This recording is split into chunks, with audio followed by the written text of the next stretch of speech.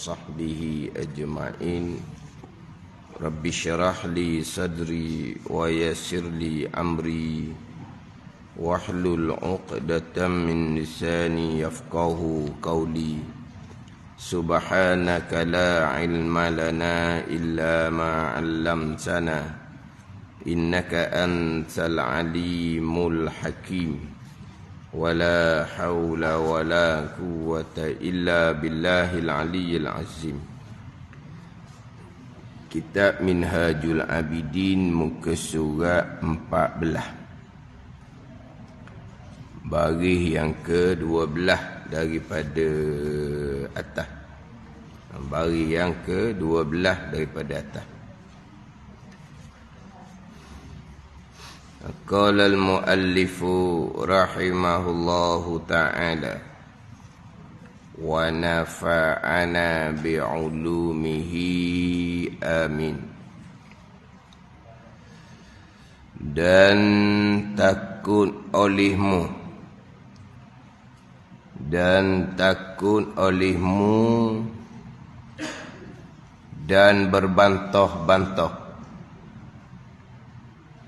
dan berbantah-bantah dan berkelahi-kelahi gitu. Dan berkelahi.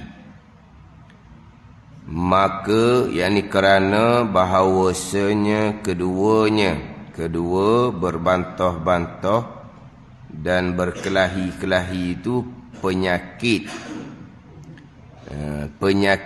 yang semata-mata. Penyakit yang semata-mata. Daun mahdun. Penyakit semata-mata. Tiada obat baginya, bagi penyakit yang semata-mata. Maka peliharakan olehmu daripada penyakit tadi itu dengan sekuasa-kuasa kamu. Maka yakni kerana bahawasanya orang yang berselendang, kerana bahawasanya orang yang berselendang berpakaian akan dia. Orang yang berselendang yakni berpakaian akan dia, akan penyakit itu. Orang yang berselendang berpakaian, bukan berselindung ni. Hak Rumi tulis macam mana? Hak Rumi tulis macam mana? Berselindung. Tak. Orang yang berselendang yakni orang yang berpakaian. Orang yang berselendang, orang yang berpakaian. Ejaan itu boleh baca berselindung tu. Berselendang, berpakaian akan ada penyakit. Tiada dapat kemenangan sekali-kali. Orang yang berselendang. Kalau orang yang berselindung akan dia, orang yang berselindung ni tak ada penyakit lah tau. Orang yang berselindung ni orang tak ada penyakit. Kalau orang tu tak ada penyakit, berbantah-bantah, berkelahi-kelahi ni, tiada dapat kemenangan sekali-kali. Ada. Kalau berselindung, orang lepas ada penyakit, berbantah-bantah, berkelahi-kelahi ni. Orang yang berselindung lepas penyakit ni, tiba-tiba tiada dapat kemenangan sekali-kali. Bukan berselindung. Maka ini kerana bahawa orang yang berselendang akan dia, orang yang berpakaian dengan penyakit, suka berbantah-bantah, berkelahi. Tiada dapat kemenangan sekali-kali. Kata Imam Ghazali rahimahullah, melainkan bahawa ditutup akan dia, akan orang yang berselendang akan dia tadi itu dengan rahmatnya dan lutfinya dan lemah lembut daripada Allah Subhanahu wa ta'ala. Hak ni hak berkaitan dengan berbantah-bantah, berkelahi pada ilmu tauhid, pada ilmu usuluddin. Pembicaraan sekarang adalah fardu ain daripada ilmu tauhid, ilmu usuluddin. Yang mana Hak Mazali peringat di sini adalah berbantah-bantah dan berkelahi-kelahi dalam perkara ilmu usuluddin. Sebab ilmu usuluddin, ilmu pegangan ni satu jalan sahaja. Tidak ada perbantahan, tidak ada perkelahian dalam ilmu usuluddin. Tetapi tidak dinafikan. Hak munazarah di sini dipanggil mujadalah, berbantah semata-mata. Adapun munazarah berhujjah untuk menegakkan jalanan akidah Ahlussunnah wal Jamaah, itu menjadi kewajipan kepada mereka yang berkemampuan. Yang mana kisah-kisah ulama-ulama mutabar terdahulu, mereka berhujjah, bermunazarah dengan golongan-golongan yang terpesong dalam bab pegangan. Hak ni dia semata-mata nak berbantah je, nak berkelahi je. Hak tu Mazali kata penyakit semata-mata. Orang yang berselendang, berpakaian, berperangai dengan seumpama ni tidak akan dapat kemenangan sekali-kali di sisi Allah Subhanahu wa taala. Oh, nampak dalam hak sekarang lah. Sekarang kan alam maya sekarang nampak menang je dianya. Tu menang pada pandangan dia. Pandang ni. Tambahan pula sekarang ni banyak perbantahan dalam bab ayat-ayat mutasyabihah sekarang ni. Walaha ayat-ayat mutasyabihah ni jalanan sudah jelas. Hak jalanan Ahlussunnah wal Jamaah sama ada jalanan salaf ataupun jalanan khalaf. Ni kita kena mantap molek pada pembicaraan sifat mukhalafatuhu ta'ala lil hawadith. Sekarang ni hak banyak timbul perbantahan adalah berkaitan dengan ayat mutasyabihah. Timbul golongan-golongan yang terpesong yang mendakwa mereka adalah jalanan salaf. Antara jalanan salaf dan khalaf ni, jalanan Ahlussunnah Jamaah tidak ada perbantahan. Cuma jalanan salaf di 3 kurung yang pertama, ayat-ayat yang mutasyabihah, hadis-hadis yang mutasyabih, mereka serah makna kepada Allah Subhanahu wa taala. Mereka tidak berpegang pada zahir ayat, zahir hadis. Mereka tidak membahaskan maknanya sama sekali. Serah makna kepada Allah Subhanahu wa taala. Mereka menyucikan Allah Subhanahu wa taala daripada serupa dengan makhluk. Dalam ayat Al-Quran, Allah Ta'ala menyatakan Allah istiwa atas arash. Berpegang Allah istiwa atas arash. Di dalam ayat Al-Quran, Allah istiwa atas arash ni 7 kali diulang. Berpegang Allah istiwa atas arash. Berhenti setakat tu. Tidak dibahaskan lagi. Ini jalanan ulama salaf. Hak timbul sekarang ni, mereka menyatakan ulama salaf berpegang Allah duduk atas arash. Itu bukan jalanan salaf. Sampai ke peringkat sesiapa yang tidak berpegang Allah duduk atas arash, bertempat atas arash, maka tidak beriman dengan ayat Al-Quran. Bayangkan. Tidak beriman dengan ayat Al-Quran. Tidak beriman dengan ayat Al-Quran ni, satu huruf pun cukup dah.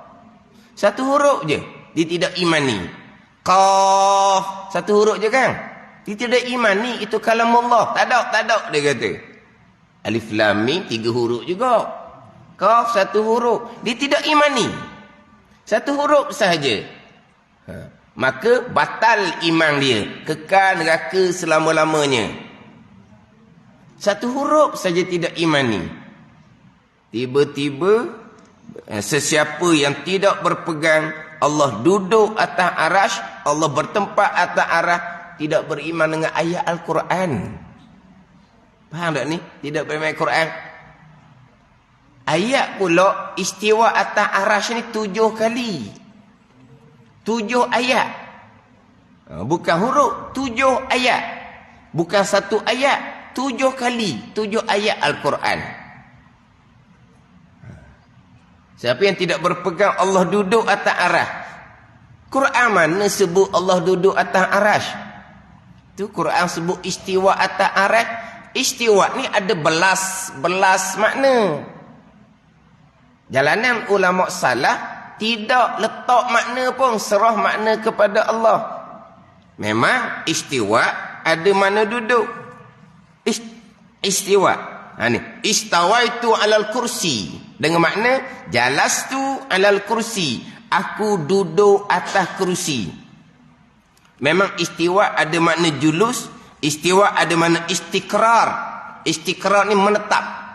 Ada dalam istiwa dengan makna duduk, istiwa dengan makna menetap.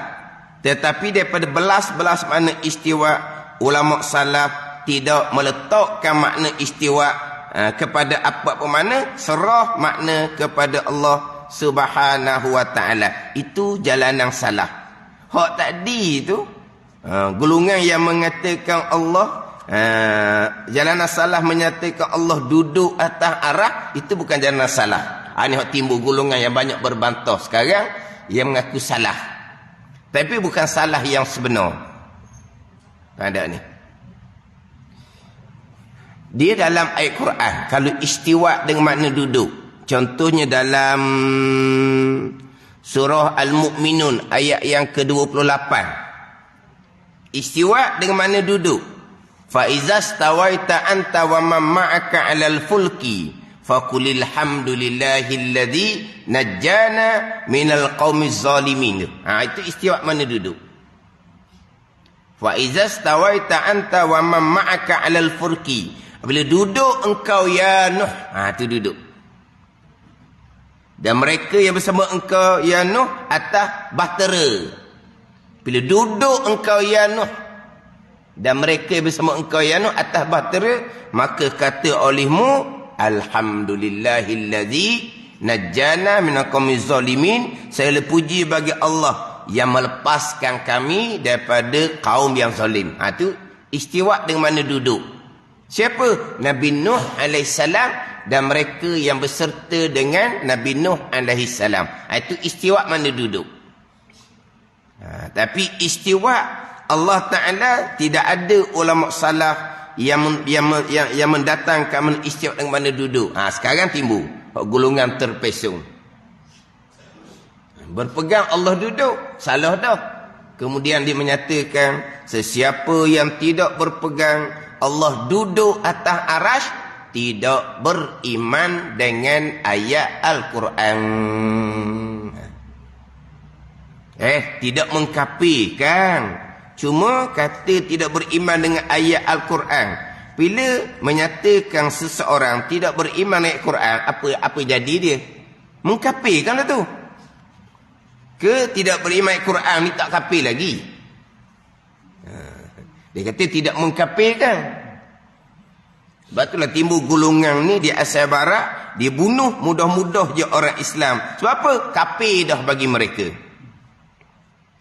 Kenapa Yahudi kamu tak pergi perangi orang Islam yang kamu bunuh?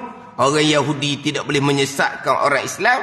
Ni orang Islam ni lah yang akan menyesatkan orang Islam yang lain. Sebab apa? Kafir dah bagi mereka. Sebab tu mereka bunuh mudah-mudah. Mereka mengkafirkan orang Islam yang lain secara halus. Ini golongan ni. Ini hak timbul perbantahan, ini bukan jalanan ahli sunnah wal jamaah. Kita kena ngaji molek ni. Jalan salah macam mana, jalan khalaf macam mana. Di dalam ayat Al-Quran, dia banyaklah ayat yang dia panggil ayat yang mutasyabihah. Hadis-hadis yang mutasyabih. Ayat mutasyabihah ni ayat yang pada zahirnya kesamaran atas orang awam. Yang beri waham, beri sangka pada zihin otak orang awam ni akan serupa Allah dengan makhluk. Ni dia banyak dalam ayat Quran, dalam hadis, ayat yang mutasyabihah, hadis yang mutasyabih. Dia ada ayat mutasyabihah, ada ayat yang muhkamah. Ni kita kena faham molek ni. Dalam Al-Quran ada ayat mutasyabihah, ada ayat muhkamah ni. Al-Quran yang nyatakan. Allah Subhanahu wa taala berfirman, "Wallazi anzala 'alaikal kitaba minhu ayatun muhkamatun hunna ummul kitab wa ukharu mutasyabihat." Ada. Quran menyebut, Allah Taala menyebut, Allah Taala yang menurun ke atas engkau ya Muhammad akan Al-Quran. Setengah daripada ayat Al-Quran ayat yang muhkamah. Ada ayat yang mutasyabihat. Ayat muhkamah ni ayat yang terang menunjukkan atas kehendak Allah Subhanahu wa taala. Ayat muhkamah, ayat yang terang menunjukkan atas kehendak Allah. Mana? Qul huwallahu ahad. Terang. Nak menunjukkan keesaan Allah Subhanahu wa taala. Wa ilahukum ilahu wahid.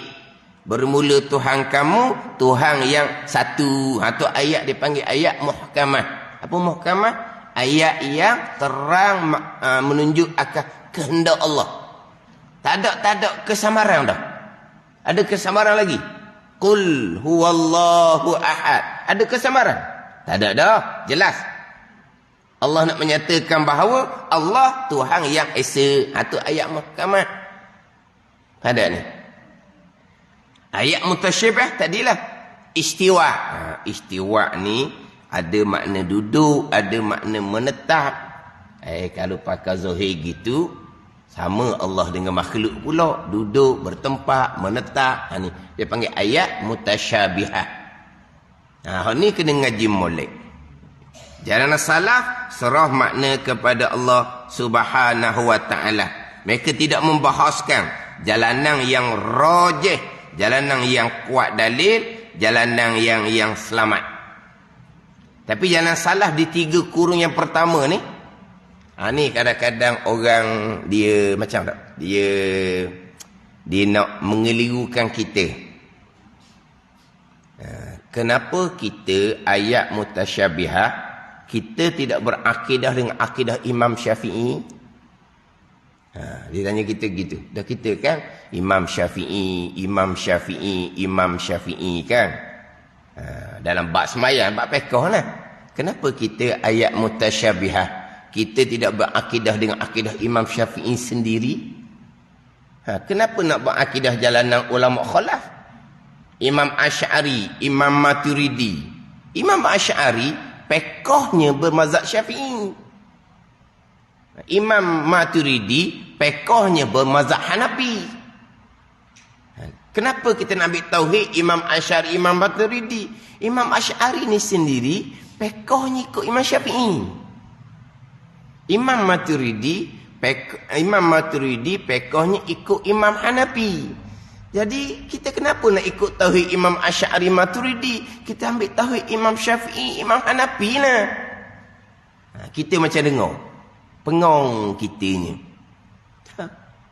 Tak pernah pula orang main ngajar kampung sebut akidah Imam Syafi'i. Tak ada pernah sebut pun. Duduk bicara kampung sifat 20. Sifat 20. Imam Syafi'i belajar sifat 20. Nganga pula kita orang tua ni. Imam Syafi'i belajar sifat 20. Imam Syafi'i kurun yang kedua. Sifat 20 kurun yang keempat. 200 tahun. 200 tahun tu. Tekah. Tekah macam tau. Apa? Tekah ke apa? Tekah. 200 tahun. Apa? Bukan. Tebut tekah. Orang luar tak faham. Apa ni? 200 tahun jarak. Jarak. Kita faham lah 200 tahun tekah ni. Jarak. Jarak tu. Imam Syafi'i kurun yang kedua. Sifat 20 kurun yang keempat. Imam Syafi'i duk ngaji sifat 20. Kita pun ni. Ni golongan yang nak mengelirukan. Ni bab akidah ni. Kita kena mantap molek sini. Sebab terdahulu menjadi fardu ain ke atas kita kalau timbul syubhah, kekeliruan dalam i'tiqad, kita kena belajar ilmu akidah sampai peringkat kita boleh menghuraikan, boleh membezakan untuk menyelamatkan akidah kita sendiri. Kalau timbul syubhat, timbul kesamaran dalam bab akidah, kita kena belajar sampai tahap boleh menghuraikan, boleh membezakan. Itu fardu ain kepada kita dalam ilmu tauhid. Kalau tak lepas sini, mari kekeliruan kita pun jadi pening. Mana akidah Imam Syafi'i, Imam Hanafi, akidah salaf. Akidah salaf, ayat mutasyabihahnya macam mana? Serah makna kepada Allah. Serah makna kepada Allah, menyuci ke Allah daripada zahir ayat tu. Kata je. Itu akidah Imam Syafi'i. Tapi tak sebutlah Imam Syafi'i, sebut akidah salaf. Kenapa tak sebut akidah Imam Syafi'i? Sebab akidah Imam Syafi'i ke Imam Hanafi, Maliki, Hambali ke, satu akidah sahaja, tidak dibahaskan. Sebab akidah mereka akidah salaf, satu akidah sahaja. Dalam ayat mutasyabihah ni, mereka tidak bahaskan sesuai pada zaman mereka. Di 3 kurun yang pertama yang diaku oleh Nabi sallallahu alaihi wasallam. Di 3 kurung yang pertama tu. 3 kurung yang diaku oleh Nabi sallallahu alaihi wasallam tu. Ada ni. Afdalul qurun qarni, summa allazina yalunahum, summa allazina yalunahum. Itu Nabi sebut. Selebih-lebih kurung aku 100 tahun yang pertama. Kemudian kurung selepas kurung aku 100 tahun yang kedua. Kemudian kurung selepas ada kurung yang selepas ada aku. 100 tahun yang ketiga. Itu 3 kurung yang pertama yang diaku oleh Nabi sallallahu alaihi wasallam. 3 kurung yang pertama ni dalam bab akidah solid. Maka ayat mutasyabihah, hadis mutasyabih, serah makna kepada Allah Subhanahu wa taala. Ini dia ajar dalam kitab-kitab tauhid sifat 20. Jalanan akidah Imam Syafi'i, akidah salaf. Kemudian selepas dia 3 kurun yang pertama, pada masa pemerintah Bani Umayyah, ni balik pada sejarah pelaka ni. Dia masa tu tidak luas lagi. Duduk di bawah khalifah Islam pada masa pemerintah Abbasiyah. Jadi sudah luas. Mana yang masuk Islam bukan lagi orang Arab tetapi orang Ajam. Orang Ajam. Arab, Ajam. Ajam ni macam kita lah. Orang yang bukan bahasa Arab. Orang Melayu ke, orang Cina ke, India ke, orang putih, orang apa ke, dia panggil Ajam. Bukan orang Arab. Apa makna? Makna kita ni bukan bahasa, kita bukan sama bahasa dengan bahasa Al-Quran. Kita bukan sama bahasa dengan bahasa hadis Nabi sallallahu alaihi wasallam. Sebab bahasa Al-Quran bahasa Arab, bahasa hadis bahasa Arab, kita bahasa Melayu. Jadi Al-Quran hadis bukan bahasa kita. Lepas ada 3 kurun yang pertama orang Ajam. Yang masuk Islam pula bagai-bagai anutan yang terdahulu pada masa kafir mereka. Bagai-bagai anutan. Jadi pada masuk kurun yang keempat barulah ulama kemudian mendatangkan makna yang selayaknya. Istiwa, Allah menguasai arash. Istiwa, Allah memerintah arash. Itu jalanan ulama kemudian. Jalanan ulama terdahulu istiwa, serah makna kepada Allah. Al-Quran bahasa mereka. Jadi satu je, dia tak bahas panjang. Tapi apabila orang Islam ni sudah meluah, di kurung yang keempat, kelima, maka ulama yang silsilah pengajian daripada jalanan ulama salaf, mereka mendatangkan makna yang selayaknya. Gitu je. Apa makna yang didatangkan tak lari daripada ayat Al-Quran. Ayat Al-Quran menyebut wa huwa rabbul arsyil azim. Allah Ta'ala Rabb bagi arah yang agung. Allah Tuan bagi arah yang agung. Arash ni bukan tempat bagi Allah. Arash ni adalah marbub kepada Allah. Allah wa huwa rabbul arsyil azim. Ayat yang lain Zul Arsyil Majid. Itu ayat yang lain. Arah ni kepunyaan Allah Subhanahu wa taala, bukan tempat bagi Allah. Jadi istiwa atas arah, Allah menguasai memerintah arasy. Betul bertepatan dengan ayat wa huwa Rabbul Arsyil Azim. Allah Rabb bagi arah yang agung, bertepatan dengan suratul Fatihah. Alhamdulillahi Rabbil Alamin. Alhamdulillahi Rabbil Alamin. Allah Rabb bagi sekalian alam, termasuk arasy. Sebab alam ni kan, kullu mawjudin siwallah, tiap-tiap yang ada selain dari Allah. Termasuk arasy adalah alam. Fatihah menyebut Allah Rabbil Alamin.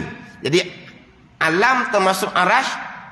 Jadi arah ni adalah marbub kepada Allah, yang direntahi, yang dimiliki oleh Allah. Jadi istiwa atas arah, ulama khalah letak mana? Allah menguasai arasy.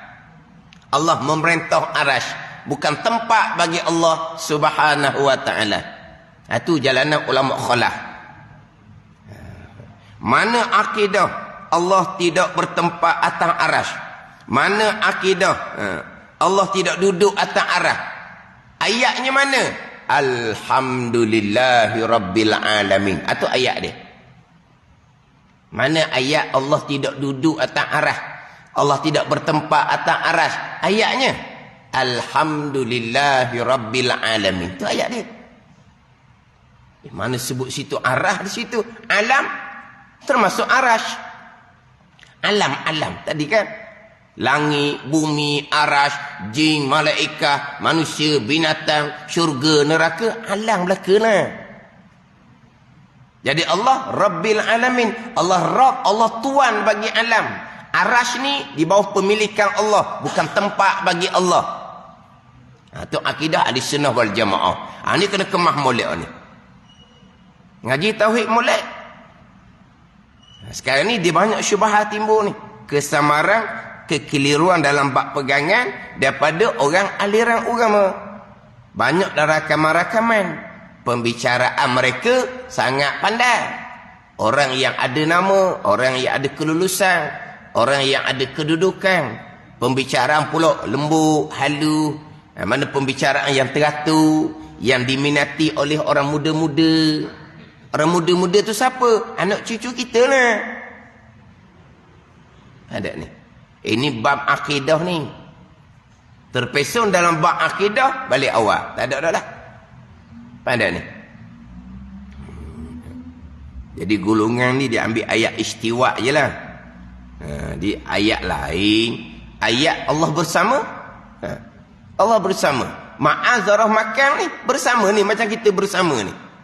Dalam biasa golongan ni menyebut istiwa atas arah ni dalam Al-Quran 7 kali. Dan ayat Allah bersama, ayat Allah bersama.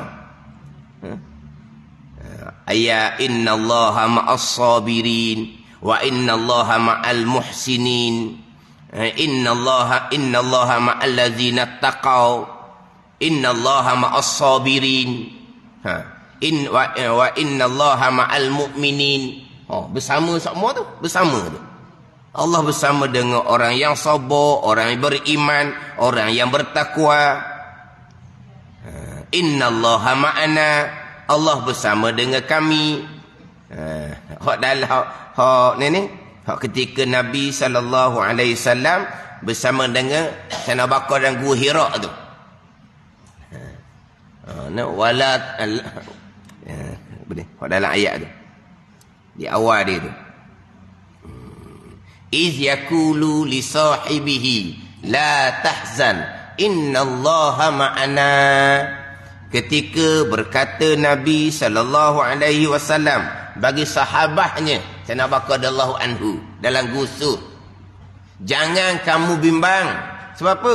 Innallaha ma'ana, kerana sesungguhnya Allah Ta'ala bersama dengan kami. Allah bersama. Kalau pakai zahirnya, Allah ada dalam gua sur. Kalau pakai zahir, Allah bersama, Allah melindungi, Allah menolong. Itu jalanan khalah. Letak makna yang selayaknya. Jalanan salah, ma'iyah, bersama. Serah makna kepada Allah. Sudah. Allah bersama, Allah melindungi, Allah menolong. Itu jalanan ulama khalaf, jalanan ulama kemudian. Tapi Allah bersama banyak di dalam ayat Al-Quran. Sebab itulah kalau timbul golongan yang nak mengelirukan ayat mutasyabihah ni, maknanya buka surah Al-Hadid ayat yang keempat. Surah Al-Hadid ayat yang keempat, di awal ayatnya, huwallazi khalaqas samawati wal arda fi sittati ayyamin tsumma stawa 'alal 'arsy. Huwallazi. Kadu dalam sejadah Allahul Ladzi. Dalam sejadah pula Allahul Ladzi khalaqas samawati wal arda wa ma bainahuma, dan barang yang antara langit dan bumi. Itu sejadah. Allahul Ladzi khalaqas samawati wal arda wa ma bainahuma. Surah Al-Hadid yang keempat ni, Allahul Ladzi khalaqas samawati wal arda fi sittati ayyamin tsumma stawa 'alal 'arsy. Dia tak ada wa ma bainahuma. Dia ayat dekat-dekat ni kadang-kadang kita nak baca tu kena ni. Kena apa ni? Kena mikir sikitlah. Surah Al-Hadid kita pun mula Allahul Ladzi, tu sejadah Allahul Ladzi. Dia huwal ladzi, huwa kembali pada Allah juga. Itu di awal ayat. Di hujung ayat surah Al-Hadidnya, wa huwa ma'akum ainama kuntum wallahu bima ta'maluna basir. Di dalam surah Al-Hadid itu besar hikmah dia. Allah Ta'ala menghimpunkan. Satu, istiwa atas arasy. Satu, wa huwa ma'akum ainama kuntum. Allah istiwa atas arasy awal. Di akhir, Allah bersama dengan kamu di mana kamu berada. Kalau pakai zahir, hak golongan terpesong ni, Allah istiwa atas arasy, Allah duduk atas arasy. Wa huwa ma'akum ainama kuntum, Allah bersama dengan kamu di mana kamu berada. Kalau pakai zahir, Allah duduk sama kita bumi nah. Kalau pakai zahir, jadi berlawang ayat Quran tu tanakud. Berlawang ayat Quran itu mustahil sama sekali. Maka wajib kena takwilkan. Kalau jalan salahnya mudah. Allah istiwa atas arasy. Istiwa sudah. Sudah makna pada Allah. Allah bersama kamu. Bersama. Sudah lah. Dia sudah faham. Itu yang salah. Yang khalaf, Allah istiwa atas arasy. Allah menguasai arasy. Allah bersama dengan kamu. Allah bersama dengan mana Allah mengetahui. Itu jalanan ulama khalaf. Allah bersama dengan makna Allah mengetahui, dengan makna Allah menolong. Faham tak ni? Jadi di awal ayat istiwa atas arasy, di hujung ayat wa huwa ma'akum ainama kuntum, dan ia Allah bersama dengan kamu di mana kamu berada. Itu surah Al-Hadid ayat keempat. Ni. Faham tak? Ini kesemparan timbul, kita kena kemah molek. Perbantahan tak ada. Batoh ni kata Imam Ghazali, itu penyakit semata-mata. Orang yang berpakaian dengan suka berbantah ni tidak akan dapat kemenangan sekali-kali di sisi Allah Subhanahu wa taala. Tapi kalau hak munazarah berhujah untuk menegakkan kebenaran, itu dituntut bagi orang yang berkemampuan. Dia dalam ayat Al-Quran ni kita jenis baca tak tahu makna. Ayat Quran ni kalau pakai zahir lah. Kalau pakai zahir macam golongan terpesong tu, yadullah, tangan Allah, bal yadahu, bahkan dua tangan Allah, mimma amilat aidina, yasin tu, mimma amilat aidina. Aidina tu tangan-tangan kami, tangan-tangan Allah tu. Kita tengok terjemahan penguasaan kami. Tu terjemahan khalaf. Tapi Al-Quran menyebut yadullah, tangan Allah satu. Bal yadahu, bahkan dua tangan. Mimma amilat aidina. Banyak tangan Allah itu. Kalau pakai zahir tidak bercanggah. Dan ulama salaf serah makna kepada Allah. Yadullah, bal yadahu, aidina, serah kepada Allah. Itu jalanan ulama salaf. Jalanan ulama khalaf datang makna yang selayaknya. Yadullah ke, bal yadahu ke, bi aidina ke, kekuasaan kami. Bal yadahu, bukan dua tangan kami. Makna apa? Kudrah iradah. Ini jalanan ulama khalaf. Dalam ayat Quran, aini, mata aku. Satu, sekali dalam Quran. Bi'ayunina, dengan mata-mata kami. Mata Allah. 4 kali dalam Quran. Kalau pakai zahir tak bercanggah. Anak timu gulungan terpesong ni. Allah ada tangan, Allah ada mata, Allah ada muka, Allah ada kaki, Allah ada jari. Yang serupa, yang takkan serupa dengan kita pula dia kata. Yang serupa dengan Allah Ta'ala lah muka Allah dia kata. Dah? Allah ada tangan, Allah ada mata, Allah ada kaki. Quran pun menyebut wa yabqa wajhu rabbika zul jalali wal ikram. Kekal wajah Tuhan engkau. Kekal wajah. Tangan binasa. Mata binasa. Kaki binasa. Ini kalau pakai zahir. Ni hak golongan terpesong sekarang. Ni hak apa? Dia panggil kesamaran, syubhat dalam bab pegangan. Kita belajar ilmu tauhid setakat mana kita memahami.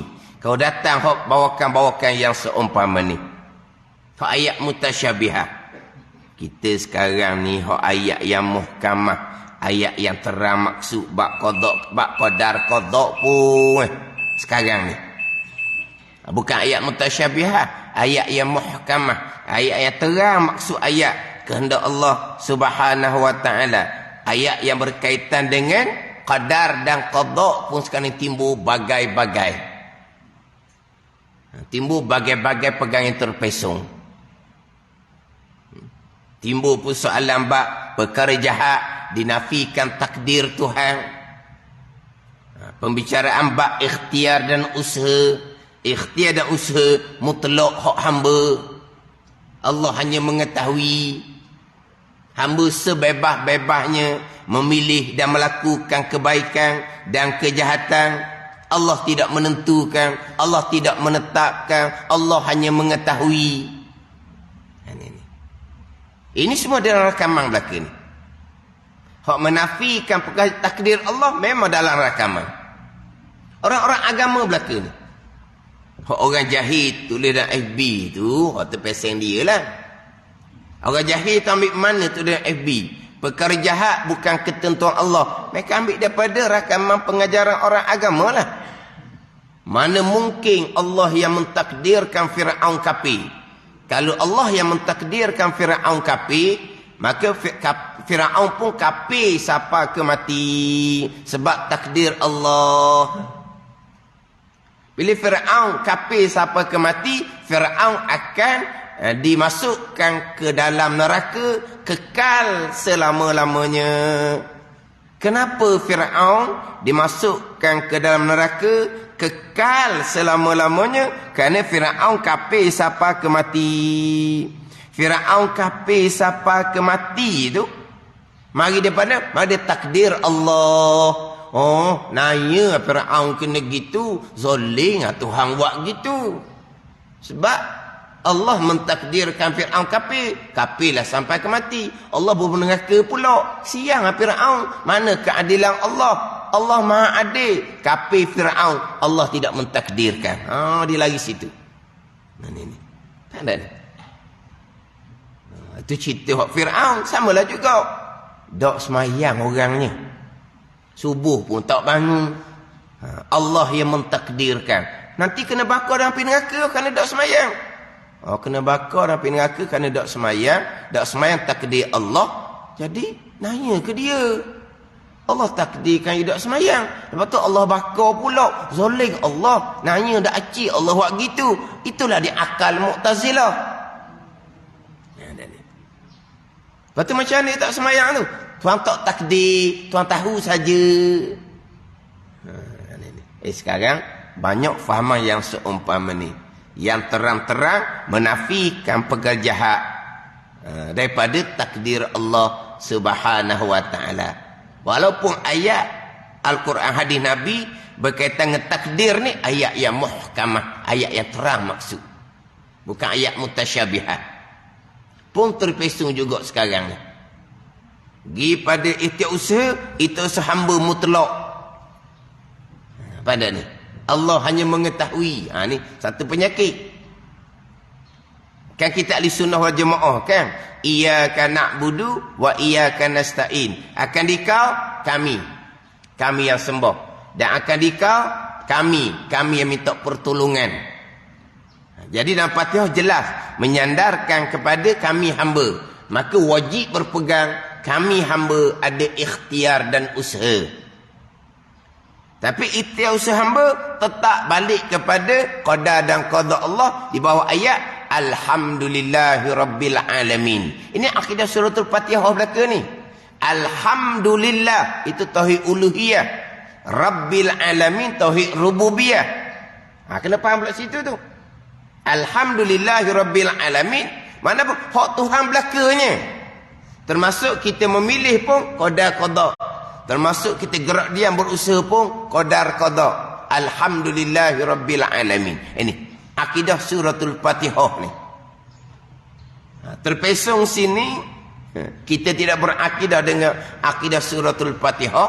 Walaupun suratul Fatihah kita baca tu comel, yang kita baca dalam sembahyang tiap-tiap rakaat, suratul Fatihah akan laknat orang yang membaca suratul Fatihah tanpa berakidah dengan akidah suratul Fatihah. Wajib berpegang hamba ada pilihan dan perbuatan. Iyyaka na'budu wa iyyaka nasta'in. Tetapi wajib berpegang pilihan dan perbuatan hamba tetap qadar dan qada Allah Subhanahu wa taala. Alhamdulillahi Rabbil Alamin. Dalam bab qadar qada pun banyak timbul syubhat kesamaran. Fardu ain kepada kita mempelajari ilmu tauhid sampai kat kita boleh menghuraikan, membezakan, menjelaskan. Ini akidah ahli sunnah jemaah seumpama ni. Ini akidah ahlul bid'ah. Biar jelas. Ini nampak pegangan hak fardu ilmu tauhid dalam kitab Minhajul Abidin hak Imam Ghazali. Minhajul Abidin ila jannati Rabbil Alamin. Perjalanan pengambilan diri kepada Allah, kepada syurga bagi Tuhan sekalian alam. Ini Minhajul Abidin. Dibagi pembicaraan berkaitan sukatan fardu ain daripada ilmu tauhid. Batah balah tak ada dalam bab pegangan. Satu jalan saja. Hak terpesong tu bagi orang yang berkemampuan dikena lawan dengan berhujah untuk mematikan pegangan-pegangan terpesong. Adapun sesama kita mengaji model dalam bab pegang, dia tak ada gitu gini tak ada. Dalam bab fiqh ni boleh jadilah. Hak ni kata sah, ni kata batal, hak ni kata wajib, hak ni kata sunat, hak ni kata begini, hak ni kata begini. Boleh jadi tu. Hak ni fiqh dia banyak pandangan. Tapi dalam bab pegang tidak ada. Kena jauhi daripada berbantah-bantah dalam bab pegangan. Sebab apa dalam bab pegang satu jalan, kita kena jelah molek-molek. Kena tahqiq molek-molek, kena tahqiq, kejar, kemah. Apa ni? Cerak dalam bab pegang. Dia tak boleh ada kesamaran, lolek-lolek tak ada. Kena jelas manakah akidah ahli sunnah wal jamaah, manakah akidah ahli bid'ah. Berbantah-berbantah tidak ada. Dalam bab pegang ilmu tauhid, ilmu pegangan. Maka ketahui bahawasanya apabila ada di dalam setiap negeri seorang ulama yang daripada ulama ahli sunnah jemaah yang menguraikan syubhat dan meratkan atas ahli bid'ah dan masghul bersibuk dengan ilmu yakni menuntut ia akan demikian ilmu yang dapat menguraikan syubhat dan menjernihkan segala hati ahli sunnah jemaah daripada waswas ahli orang yang mubtadi'ah. Maka saya telah gugur fardunya daripada orang yang lain. Hak ni hak fardu kifayah. Dalam satu negeri dan satu tempat kena ada ulama yang boleh menghuraikan dan mematikan dan menjernihkan hati ahli sunnah wal jamaah belajar tinggi-tinggi dalam ilmu tauhid itu adalah tuntutan fardu kifayah. Kena ada satu lagi orang yang mahir dalam ilmu tauhid. Sebab kalau datang akidah yang pelik-pelik, dialah yang akan menghuraikan, yang akan menjelaskan secara halusi. Ini hak tuntutan fardu kifayah. Fardu ain atas diri kita. Ilmu yang mengesahkan kita akan keenam rukun iman, terutama sekali rukun iman yang keenam, qadar dan qada Allah Subhanahu wa taala. Wallahu a'lam. Bismillahirrahmanirrahim.